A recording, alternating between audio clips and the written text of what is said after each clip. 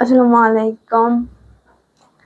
রাষ্ট্রবিজ্ঞান ক্লাসে সবাইকে মানবিজ্ঞানের পক্ষ থেকে অভিনন্দন। তো আজকে আমরা এমসিকিউ সলভ ক্লাস করব রাষ্ট্রবিজ্ঞানের প্রথম পত্র থেকে। তো মোটামুটি আমাদের এমসিকিউ যে সলভ ক্লাস সেটা শেষের দিকে আর কি, হয়তো আর একটা ক্লাস আছে। তো আজকে আমরা আলোচনা করব হচ্ছে পোশাকের শিল্পকলার নীতি এবং উপাদান। মানে পোশাকের যে শিল্প আমরা ব্যবহার করে পোশাকটাকে আরো বেশি সুন্দর বা আরো মানে এমন পোশাক যেটা ব্যক্তিত্বকে আরো বাড়িয়ে দেয়। তো সেই পোশাকটা যে শিল্পকলা ব্যবহার নীতি এবং কি কি উপাদান প্রয়োগ করা হয় এটা নিয়ে আলোচনা করব, এবং এর সাথে সাথে আমরা এমসিকিউটাও সলভ করব। আচ্ছা, পোশাকের শিল্পকলার নীতি এবং উপাদান প্রয়োগ। উপাদান প্রয়োগটা আমি লিখে নিই। যাক, শিল্পকলা বলতে কি বুঝে? আমরা যে কোনো জিনিস যখন একটা জিনিসকে সুন্দরভাবে পরিবেশন করি তাই শিল্প। এইটাকে যখন আমরা পোশাকে ব্যবহার করি, পোশাকের উপর পরিবেশন করি বা পোশাকের উপর ফুটিয়ে তুলি, সেটাকে কি বলে? পোশাক শিল্পকলা। তো এই পোশাক শিল্পকলার কিছু নীতি আছে কিংবা কিছু উপাদান আছে যা দ্বারা আমরা এই শিল্পকলাটা ব্যবহার করতে পারি, কিংবা যে কোনো জিনিসেরই কিছু সুনির্দিষ্ট উপাদান থাকে। স্পেশালি শিল্পকলার উপাদান বলতে নর্মালি বেসিক যেটা পোশাকের বেলায় যে উপাদান থাকে, কিংবা সেটা যদি কেউ দেয়াল কিংবা ফুলের টবে শিল্পকলা করতে চায়, উপাদানগুলো কিন্তু একই। যেমন রং, রেখা, আকার, বিন্দু, জমিন, এগুলাই আর কি। তো এ নিয়ে আমরা এই ক্লাসটা সলভ করবো আর কি, এমসিকিউ সলভ করবো। আচ্ছা, কোন রেখা আপাত দৃষ্টিতে দৈর্ঘ্য কমায়? এখন আমরা যে উপাদানগুলো ব্যবহার করি তার মধ্যে একটা হচ্ছে রেখা। তো সেই রেখারও কয়েকটি প্রকার আছে, কয়েকটি ধরন আছে। যেমন সমান্তরাল রেখা, আড়াআড়ি রেখা, তারপরে হচ্ছে একটু বক্ররেখা, হচ্ছে গিয়ে আর কি থাকতে পারে, জিগজ্যাগ রেখা। তো এই রেখাগুলো অনেক সময় কি হয় যে পোশাকের শিল্পকলার মাধ্যমে তো ব্যবহারই হয়, কিন্তু সবসময় হয় না। এটা কিন্তু আমাদের যে দৈহিক গঠন সেটাকে নিয়ন্ত্রণ করতে পারে। যেমন এখানে কি বলছে, কোন রেখা আপাত দৃষ্টিতে দৈর্ঘ্য কমায়। কিছু রেখা আছে যেটা হচ্ছে মানুষের দেহের দৈর্ঘ্যকে কমায়, আবার কিছু রেখা আছে যেটাকে দৈর্ঘ্যকে বাড়িয়ে দেয়। আবার অনেক সময় হচ্ছে মানুষকে কিছু রেখা দ্বারা মানুষকে লম্বা মানে একটু তার শারীরিক গঠনকে বড়ও দেখানো যায়। তো এখানে বলা হয়েছে যে কোন রেখা আপাত দৃষ্টিতে দৈর্ঘ্য কমায়। বক্ররেখা, তির্যক রেখা, সমান্তরাল রেখা, কোণাকুণি রেখা। এখন কোনটা হবে? কোন রেখা? এটা বক্ররেখা। বক্ররেখা দ্বারা মানুষের দৈর্ঘ্য কমানো যায়। মানে এটা যেমন বক্ররেখা কি? এই বক্ররেখা দ্বারা। সমান্তরাল রেখা দ্বারা কিন্তু আবার মানুষের দৈর্ঘ্যকে হচ্ছে গিয়ে তোমার বড় দেখানো যায়। সেটা হচ্ছে দৈর্ঘ্য বাড়ায় সমান্তরাল রেখা দ্বারা। আচ্ছা, পরিধানকারীর দৈর্ঘ্য বাড়ায় কোন রেখা? পরিধানকারী দৈর্ঘ্য, যে এর আগে এটা প্রথমে কি পড়লাম যে দৈর্ঘ্য কমায় বক্ররেখা, এখানেই বলছে যে সমান্তরাল রেখা দ্বারা দৈর্ঘ্য বাড়ায়। তো পরিধানকারী দৈর্ঘ্য বাড়ায় কোন রেখা দ্বারা? সোজা রেখা দ্বারা। আচ্ছা, আড়াআড়ি রেখা কোন ধরনের ব্যক্তির দেহে মানানসই? আড়াআড়ি রেখা কোন ধরনের ব্যক্তির মানানসই? লম্বা মানুষের জন্য আড়াআড়ি রেখা মানানসই। সব রং কিংবা সব নকশা সব মানুষের জন্য না। তো আমরা যখন পোশাক শিল্পকলা তৈরি করব, তো সেই শিল্পকলা তৈরির আগে আমাদেরকে দেখে নিতে হবে যে আমরা কার জন্য এই পোশাকটা তৈরি করছি। লম্বা মানুষ কিংবা বয়স, গায়ের রং, সে কি একটু থাকে না যে একটু হেলদি অথবা একটু চিকন। তো এইসব ভেবে তখন নকশাটা করলে সেই মানুষের উপর আর কি বেশি পোশাক বানানোর ব্যাপারটা যেটা থাকে বেশি পরিপূর্ণ হয়, যে আমি বানালাম একরকম কিন্তু যার জন্য বানালাম এটা তারা মানায় না, তো তখন আর কাজটার আর কি থাকে, কাজটার কোনো লক্ষ্য থাকে না অ্যাকচুয়ালি। আড়াআড়ি রেখা লম্বা মানুষের দেহে মানানসই। কোন রেখা বৈচিত্র্য আনতে সক্ষম? বক্ররেখা আর জিগজ্যাগ রেখা, সরল রেখা। জিগজ্যাগ রেখা কি চেনো তো? আবার জিগজ্যাগ রেখা, এই যে এটা হচ্ছে জিগজ্যাগ রেখা, এটা হচ্ছে জিগজ্যাগ। আচ্ছা, তো তারপর হচ্ছে কি বলে বক্ররেখা। আচ্ছা, এটা মুছে দিই। কোন রেখা বৈচিত্র্য আনতে সক্ষম করে? বক্ররেখা। সরল রেখা কি করে? সরল রেখা হচ্ছে গভীর উদ্দেশ্য অথবা সাহস, সততা চিহ্ন। বক্ররেখা হচ্ছে বৈচিত্র্য আনতে সক্ষম করে, যদিও কিছু কিছু জায়গায় জিগজ্যাগ রেখা আড়াআড়ি রেখার মধ্যেও বৈচিত্র্য আনতে সক্ষম করে, কিন্তু আমরা হচ্ছে কি এখানে বক্ররেখাটাকে বেশি প্রেফার করবো আর কি। আবার হচ্ছে বক্ররেখার মধ্যে আলটিমেটলি সরল রেখা তো এটা, বক্ররেখা তো আঁকা বাঁকা, তাই না? কিন্তু ওই নর্মালি দেখা যায় কি এই আড়াআড়ি রেখার মধ্যে বক্ররেখাগুলো চলেই যায়, আড়াআড়ি জিগজ্যাগ এইটার মধ্যেই চলে যায়। রং মূলত কয় প্রকার? রং মূলত হচ্ছে 2 প্রকার আর 3 প্রকার পড়ছি। রং মূলত 3 প্রকার।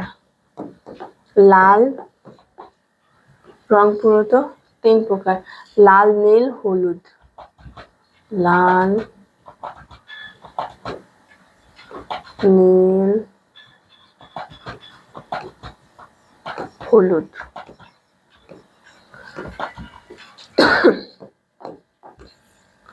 কয়টি মৌলিক রঙের মিশ্রণে গৌণ রং তৈরি হয়? কয়টি মৌলিক রঙের আছে?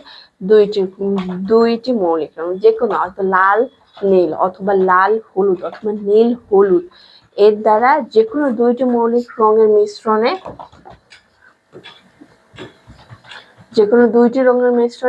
গৌণ রং তৈরি হবে। মানে হচ্ছে হয় লাল হলুদ দ্বারা কিংবা লাল নীল দ্বারা অথবা নীল হলুদ দ্বারা, এভাবে যে কোনো রং যখন তৈরি হবে সেটা হবে গৌণ রং। প্রথম ও দ্বিতীয় শ্রেণীর রং মিশিয়ে যে রং তৈরি করা হয় তাকে কি বলে? প্রথম ও দ্বিতীয় শ্রেণীর রং মিশিয়ে সেটাকে বলে হচ্ছে গিয়ে প্রান্তিক রং। প্রান্তিক রং। আচ্ছা, মৌলিক রং থেকে কয়টি রং তৈরি করা যায়? মৌলিক রং থেকে মোট 7টি রং তৈরি করা যায়।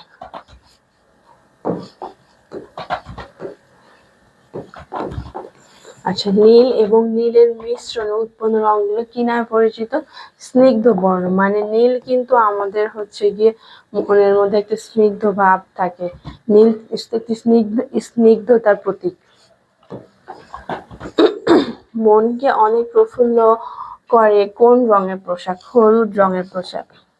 হলুদ রং মনকে প্রফুল্ল রাখে, নীল রঙের সাথে উৎফুল্ল রাখে আর কি। নীল রং একটা স্নিগ্ধতার প্রতীক, সাদা পবিত্রতা বা শান্তির প্রতীক, অ্যান্ড কালো কি একটু গম্ভীরতা, স্তব্ধতা চিহ্নিত করে আর কি। আড়াআড়ি বা সমান্তরাল রেখা কোন ব্যক্তির জন্য মানানসই?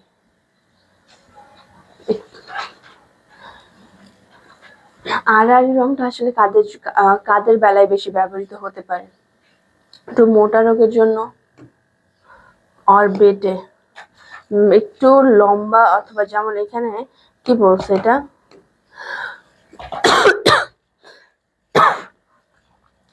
আড়াআড়ি বা সমান্তরাল রেখা কোন ব্যক্তির পোশাকে মানানসই? এখানে দেখাচ্ছে দুটোই, মোটা না, লম্বা, রোগা বা অসুস্থ সমান্তরাল। তার মানে লম্বা আড়াআড়ি সমান্তরাল রেখা লম্বা বা রোগা লোকের জন্য বেশি মানানসই।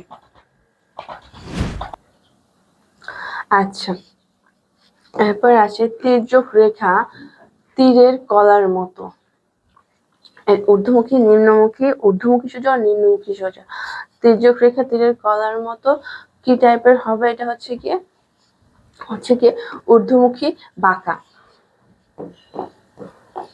হচ্ছে ঊর্ধ্বমুখী বাঁকা। পোশাকে কোন রেখা বেশি ব্যবহৃত হলে চোখে আরামবোধ হয় না?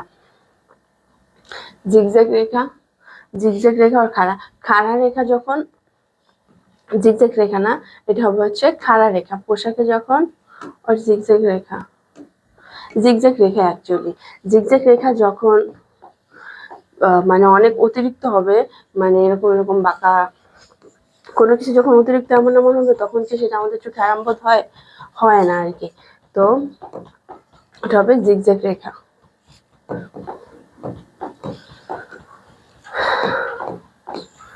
কোন বস্তুর উপর নিজস্ব বৈশিষ্ট্য, কোন বস্তুর উপর নিজের বৈশিষ্ট্যকে কি বলে? জমিন আর বিন্দু।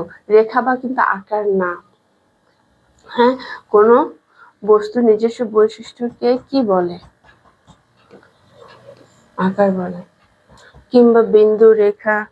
কোন বস্তুর উপর নিজস্ব বৈশিষ্ট্যকে কি বলে? আকার বলে। আচ্ছা, যে কোনো শিল্পের বিল্ডিং ব্লক ভিত্তি হচ্ছে কি? যে কোনো শিল্প শুরু হয় কোথা থেকে? প্রাধান্য থেকে। মানে একটা প্রধান জায়গা থাকে যেখান থেকে আমাদের আসল কাজটা, মানে বিল্ডিং ব্লক বলতে শুরু হয়, একটা শুরুর যে জায়গাটাকে, সেটা থেকে ভিত্তি শুরু হয় কোথা থেকে? প্রাধান্য থেকে। পোশাক নির্বাচনে সর্বাঙ্গে চিন্তা করা উচিত কিসের কথা? সঙ্গতির কথা। মমতার কথা কেন আসবে এখানে? এখানে কি মমতার কথা আসবে না কিসের কথা আসবে?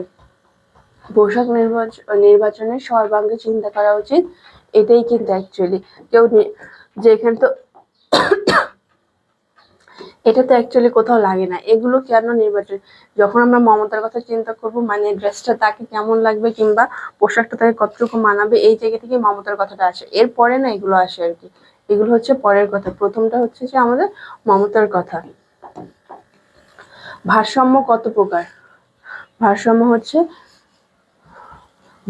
হচ্ছে 2 প্রকারের হয়।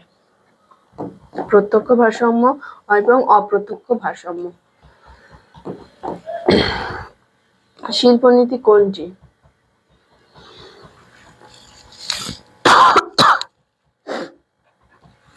শিল্পনীতি ছন্দ। ওটা হচ্ছে শিল্পনীতি হচ্ছে কোনটির মধ্যে পড়ে? আর শিল্পনীতি কিন্তু এখানে অ্যাকচুয়ালি ছন্দ। হ্যাঁ, যে আমাদের শিল্প আকার, এগুলো কিন্তু উপাদান। আর রেখা, আকার, জমি, এগুলো কিন্তু উপাদান।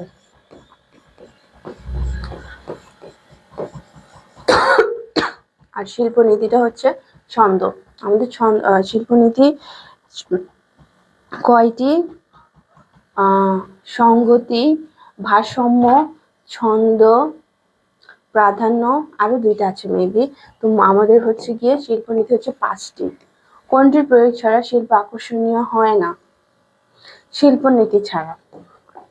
হ্যাঁ, শিল্পনীতি ছাড়া আসলে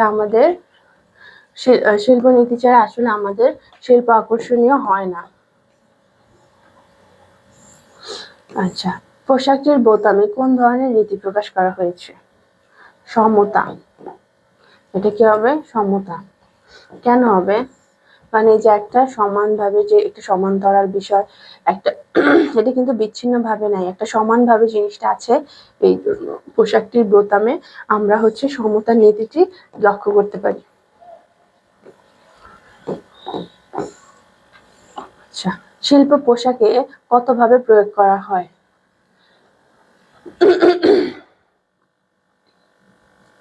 শিল্প পোশাকে কয়ভাবে প্রয়োগ করা যেতে পারে? এককভাবে।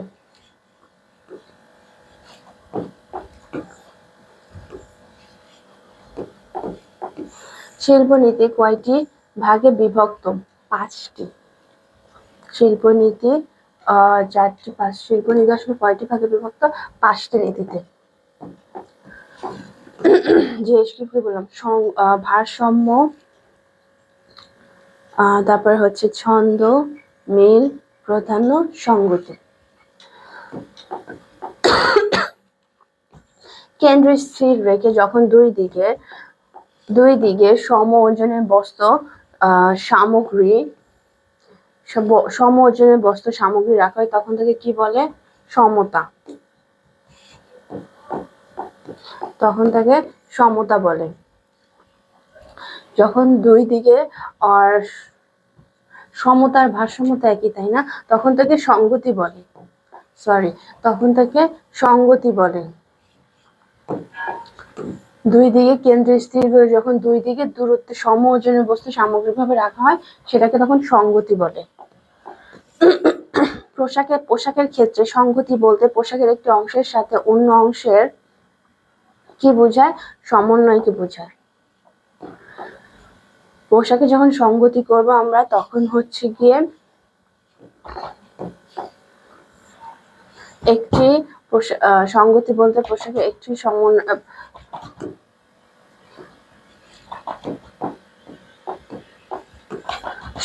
পোশাকের ক্ষেত্রে সংগতি বলতে পোশাকের একটি অংশের সাথে অন্য অংশের সমন্বয় বোঝায়। পোশাকের ছন্দ আনয়ন করতে পারলে কি দূর হয়? একঘেয়েমি ভাব দূর হয়।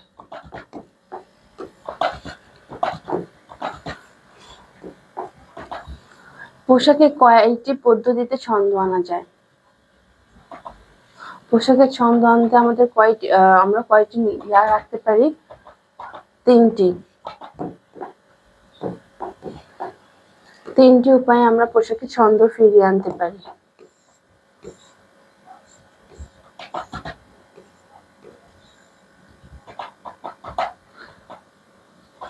পোশাকের ছন্দ আমরা আসলে কিভাবে ফিরিয়ে আনতে পারি? পোশাকের ছন্দ 3টি উপায়ে।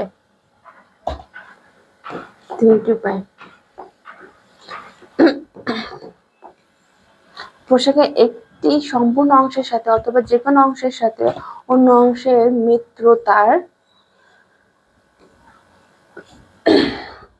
মিলকে কি বলে? মিত্রতা। একটা পোশাকের সম্পূর্ণ অংশের সাথে অথবা যে কোনো অংশের সাথে অন্য অংশের যে মিল তাকে কি বলে? মিত্রতাকে মিল বলে।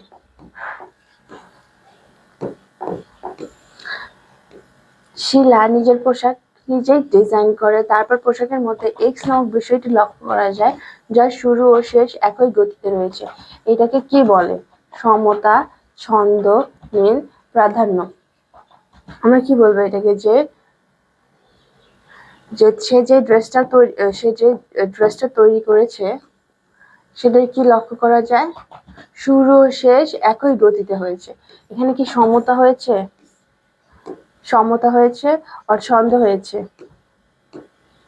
ছন্দ, এটা কিন্তু দুইটাই বলা যায়। আসলে এখানে কি হয়েছে?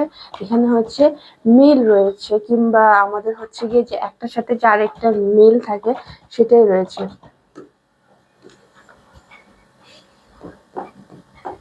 কিংবা আমরা হচ্ছে একটা অংশের সাথে আরেকটা অংশের যে মিল দেখি সেটাকে আমরা অনেক সময় প্রাধান্যও বলতে পারি, যে আমাদের যে ড্রেস একটা অংশের সাথে অন্য একটা অংশের যে মিল থাকবে সেটাকে আমরা প্রাধান্য দিতে পারি।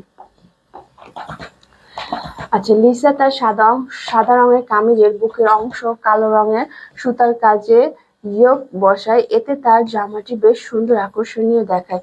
সবাই লিসার জামার সৌন্দর্যের প্রশংসা করে। লিসার জামাটিতে শিল্পের কোন নীতির প্রয়োগ রয়েছে? ছন্দ বলতে পারি কি আমরা এটাকে? যে কেন? হ্যাঁ, আমরা কি এটাকে ছন্দ বলতে পারি?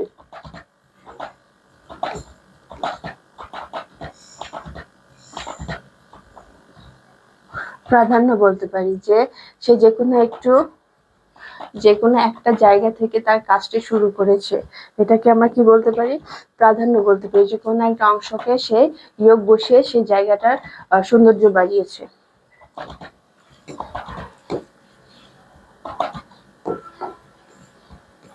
আলো শোষণ করে কোন ধরনের জমি? আলো শোষণ করে খসখসে জমিনে। এটা না, এটা আচ্ছা, সালোয়ারের রঙের সাথে ওড়নার রং মিলিয়ে কি প্রকাশ করে? এটা কিন্তু আমাদের ছন্দ প্রকাশ করে। যে সালোয়ারের রঙের সাথে ওড়নার রংটা আমাদের এটা কি প্রকাশ করে? ছন্দ প্রকাশ করে। কোন অমসৃণ জমিতে রং করলে কিরূপ হয়? উজ্জ্বল হয়।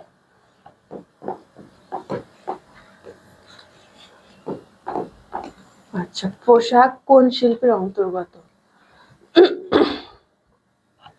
কারুশিল্প আর কুটির শিল্প না, চারুশিল্পের মধ্যে কি এটা যাবে? যাবে না কিন্তু।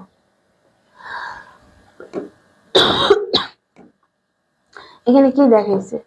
এখানে দুইটাই দেখাইছে, কারুশিল্প চারুশিল্প। কুটির শিল্পের মধ্যে এটা যাইতেই পারে না। কারুশিল্প মানে কারু কাজ যেটা বলে, পোশাক শিল্প কারুশিল্পের মধ্যে, কারুশিল্পের অন্তর্গত। আচ্ছা, কলা শব্দের অর্থ কি? আর্ট বা শিল্প। আচ্ছা, শিল্প কয় প্রকার? আচ্ছা, পোশাকের সাথে কিসের মিল থাকতে হয়?